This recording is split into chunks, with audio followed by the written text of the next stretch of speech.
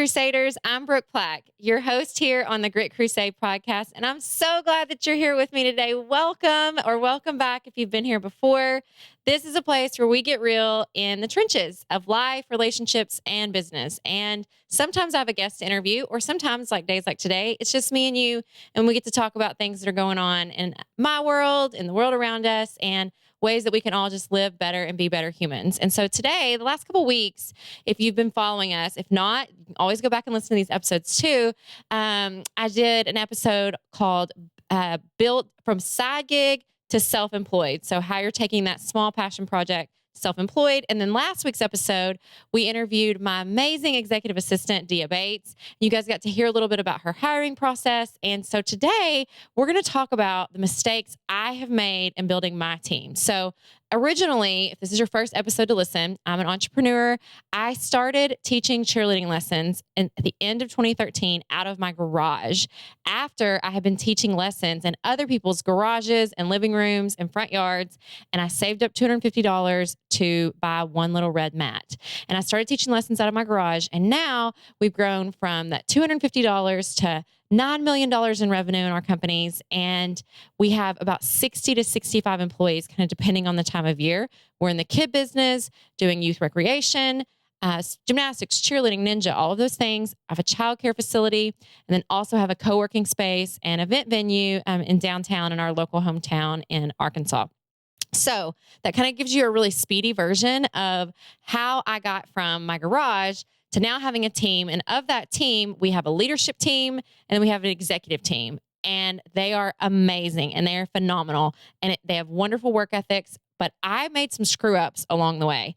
And so that's what we're going to dive into today. If you just want to hear about some of the failures I've had, because I feel like failing fast is one of the best ways to get up and keep going and, be successful. But also, if you're building your own team, then this may resonate with you on maybe this will help you avoid some of the mistakes I made along the way. Okay, so first up, I tried to do it all myself. There was like this crown of the idol of busyness I've talked about before, and this like crown of I can do it all. Like I can be a woman, and at this time I didn't have kids, but I can run the gym, I can coach on the floor, I can answer the phones, I can do all the things all the time. I don't need any help. And what that led to was a very unhealthy me. Okay. It led to me drinking way too much caffeine because I had no energy because I wasn't sleeping. I was working too much and not resting. I was taking, Adderall that wasn't prescribed to me. In one of my episodes called Gray Area Drinking, I talked to you guys about my battle with ADHD as an adult, or my, not really battle, but I guess just it is part of who I am. And so I was on prescription medication, but this time I'm referring to, I wasn't. I was just trying to get any kind of energy I could inside of my body so I could just keep going. And what happened is I was screwing a lot of stuff up because I was doing stuff in what's called your drudgery zone. So if you make a quadrant on a piece of paper and you look at, okay, what am I really good at? And what do I enjoy doing? What am I good at, but I don't really enjoy doing? What am I not good at and not enjoy doing? And then what do I not enjoy doing, but I'm good at? Okay. So and if you look at that drudgery zone of what I'm not good at and I don't enjoy, I was having to spend a lot of time there.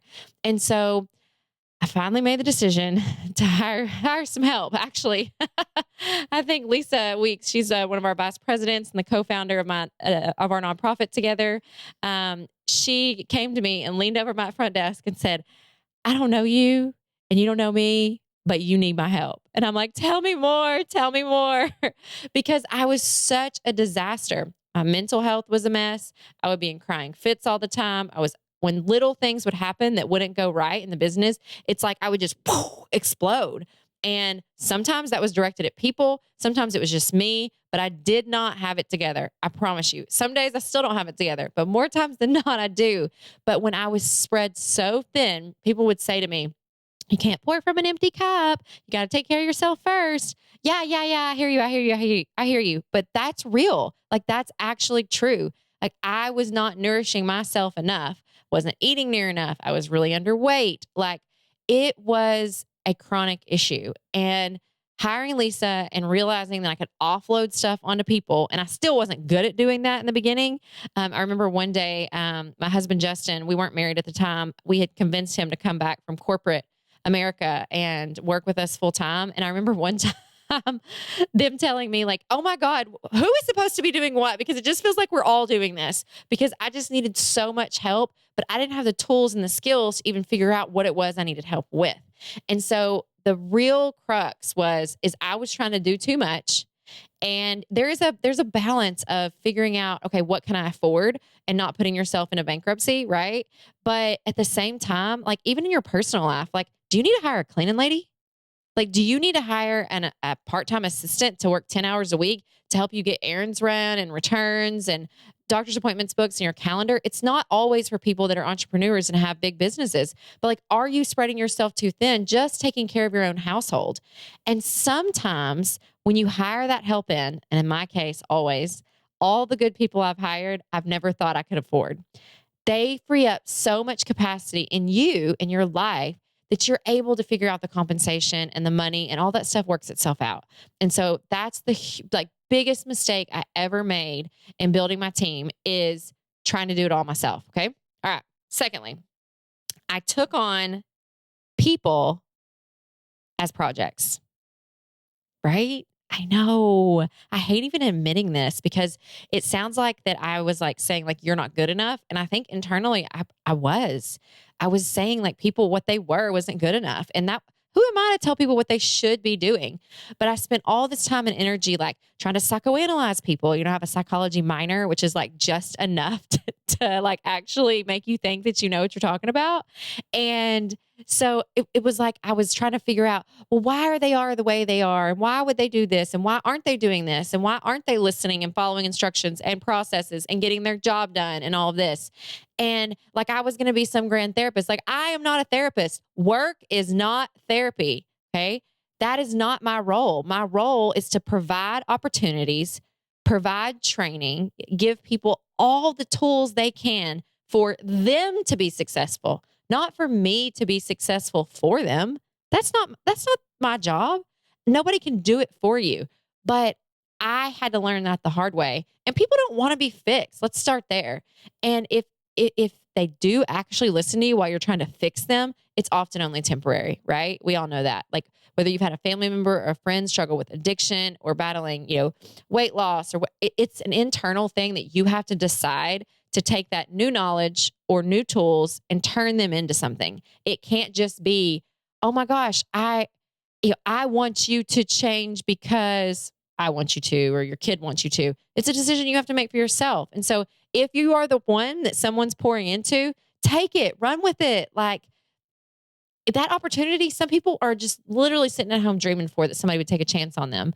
But if you're trying to build a team or raise a child, like all we can do is give them the tools. You cannot make your children, cannot make your leadership team into what you want them to be, but you can inspire them.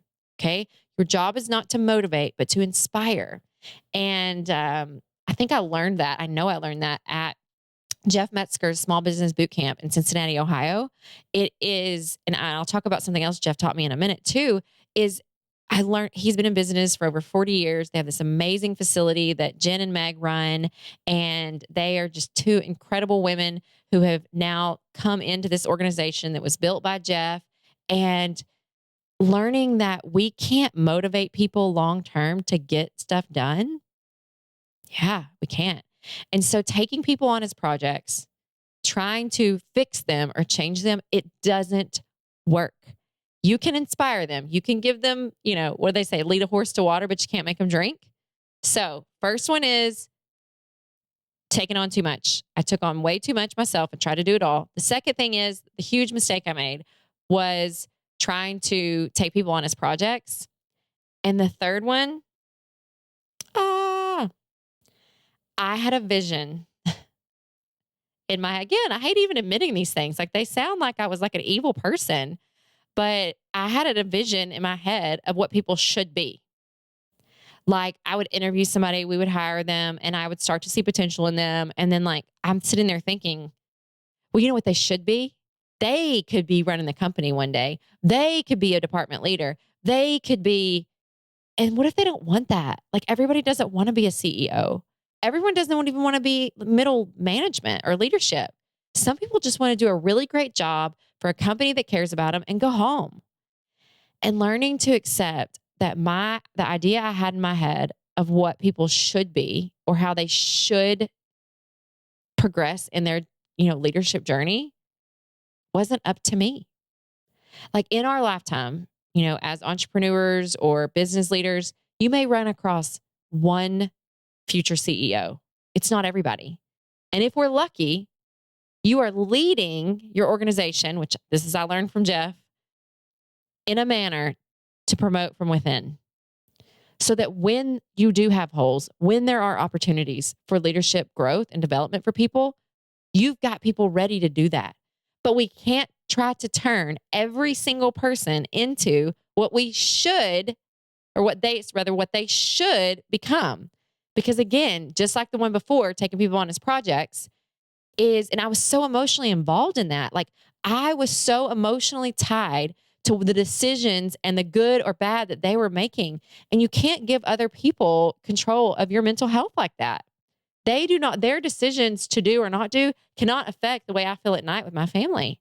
Can't be. You can be disappointed. You can acknowledge it, but you can't give somebody the reins for that. And so letting go of what I thought people should become and not try to take them on as my pet project or my protege or whatever, it's allowed me to step back, not carry that weight, and to breathe more life and inspiration into people without feeling the obligation of, if this doesn't happen, like it's on me, I'm a terrible leader. No, that's not it. There are going to be people that bite. There are going to be people that run as you build your team or build your household or raise your children. They're all very different. And so are your staff and team members. But I screwed up by trying to put my should onto someone else. And that was not okay at all. All right. So we're going to take a pause and do our Trivia in the Trenches segment. And then I have a fun little graphic to share with you guys. So if you're listening to this on podcast, we'll have it linked down in the episode notes. And then as well as on our YouTube channel. If this is your first time listening, when I have a guest, I ask the question to them and then they get to guess the answer. And so now we've had 3 people get it right. For a long time, I was like, only have one person that's gotten it right. No, 3 people. Got 3 people that's gotten it right so far. But when it's just me and you, then I ask you the question and then pause, but not long enough for you to Google it so that then you can figure out the answer. So here's the question today. Are you ready? This is like my favorite part of the whole show. What land animal has the jaw-crushing power of nearly 1,500 pounds per square inch? What land animal has the jaw-crushing power of nearly 1,500 pounds per square inch? Dun, dun, dun, dun, dun, dun. It's a wolf, right? I know. They can, and other fun facts about a wolf. So wolves were the first animals to be placed on the U.S. Endangered Species Act list in 1973. They can hear up to 6 miles away in the forest. And even though we usually view wolves as like really scary, only 2 wolf attacks have led to fatalities in North America during the 21st century. One was in Alaska and one was in Canada. Wolves have over 200 million scent cells. They can hear up to 6 miles away. Oh, I already said that one. Duplicated my notes. Forgive that. Pups are born deaf and blind with bright blue eyes. Oh my gosh. So all they can feel is like little cuddles. Isn't that the sweetest thing? So usually our Trivia in the Trenches is just something random, but today it's actually something that ties into our kind of leadership lesson and building our team lesson. So there's this graphic. So on the YouTube, we'll put it up on the screen for you to see. If you're watching on the podcast, pull it up in the episode notes, as long as you're not driving and listening. And it's a graphic, and it's like a snowy hillside with all of these wolves on it. Okay. And so you've got 3 wolves in the front that are kind of spaced out. You've got 5 kind of crowded together in the middle, or right behind those 3, and then a long line of a bunch of wolves, and then a little gap. You got about 6 right there, and then a gap with one in the back. Okay, so I'm going to break it down and talk about this wolf picture, and then talk about what we can learn from this as we're building our teams and living our lives, just trying to be better humans. So the front 3 in the wolf pack picture. So imagine like a little horseshoe, whoop, kind of like turned sideways. The first 3 are old and sick. They walk in front to set the pace. That way they aren't outpaced by everyone else. The next 5 behind your weakest links are your strongest. They protect the front side from the attack. The middle group is fully protected, and the 5 behind them are also among the strongest to protect the backside. But the last wolf, the one that's way in the back with a big gap, is the leader. He ensures that no one is left behind. He keeps the pack tight and on the same path. He is ready to run in any direction to protect his pack. Being a leader is not about being in front. It's about taking care of your team. Man, that gives me chills because even as a parent, you're leading your household. As a partner, as a friend, you're leading your friends. All of us, whether you see yourself as a leader or not, you are all building a team around you, your community. And we become like the people. My parents used to tell me this and I hated it. I was like, oh, whatever. Can you imagine me as a bratty 14-year-old? Because I can't imagine all that personality. But they would tell me, you become like the people you surround yourself with. And that's so true. Like we do. We really become, we're hanging out with people that are partying and drinking and blowing coke or doing whatever all the time. Well, guess what? We start thinking that's okay behavior. But if we hang out with people that are But if we hang out with people that are prioritizing their mental health and healthy eating and trying to be better people and put kindness back into the world, we become like those people too. And so regardless whether you're in business or you have a household or grandkids, wherever you find yourself in life, we are all leaders in our own circles and our own community. And so if we take that wolf pack as an example, if you look at the fact that the 3 in the front were old and sick, they're the weakest, right? Well, the weakest links in your team and your friend circle and your household can be seasonal. It might not always be the old, weak person that you're thinking of. Maybe you've gone through something hard in life recently. Like maybe you've had a baby. You're not going to be at the peak of your, career when you just returned from having a baby. Or maybe you're grieving the loss of a loved one or a pet. Or maybe you've had an accident or an illness diagnosis. Those are our weak links. We don't fire them. We don't get rid of them. We don't kick them out. They're still part of our family or our friends or our work staff. Those are the people that we have to support the most. We have to put the strongest people we have around them to help them get through that season and continue on. And so that is critical because even though I've made mistakes, I've learned from those mistakes, right? And that's what it's all about because we are not, my dad told me something the other day, sent me this quote he sends me these little quotes every morning. And he sent me this quote and it said something about regret. And he was like, I'll never regret anything I did. It's what I didn't do. And realizing that, we can be the people that don't have to regret not being there for those people when they needed us the most, right? So making sure that we are, supporting those weakest links. Then the people in the middle, we talked about building, future CEOs. Everyone's not going to be a future CEO. So you've got those people that are in the middle. We've got the strongest in the front. We've got the strongest in the back. We've got the, ultimate leader in the very, very back. And we've got our weakest links or the people that need the most support in the front right now. They may not stay there. They may move throughout the pack in different spots, but those people in the middle, some of them are going to stay in the middle forever. They don't want to become the strongest. They love being in the middle. They want to be in everything. They want to work hard, but they don't necessarily want to be the man out front. And that's okay. That is something I've had to learn from my mistake of putting, making people my passion projects or what I thought was going to turn them into what they needed to be when they grew up, and realizing that they just want to be loved and supported. And it may not be that they want you to change anything about them at all, And then the last one, I said this one earlier, is lead in a manner that you can promote from within. That's a Jeff Metzger quote. You have to be ready for the inevitable. You may lose your strongest manager. One of your kids may move out. But make sure that you're leading your house, your family. So if you're in business, you can promote from within. If you're an empty nester, that you can fill that time. Be ready for those seasons of change because they're going to happen to all of us.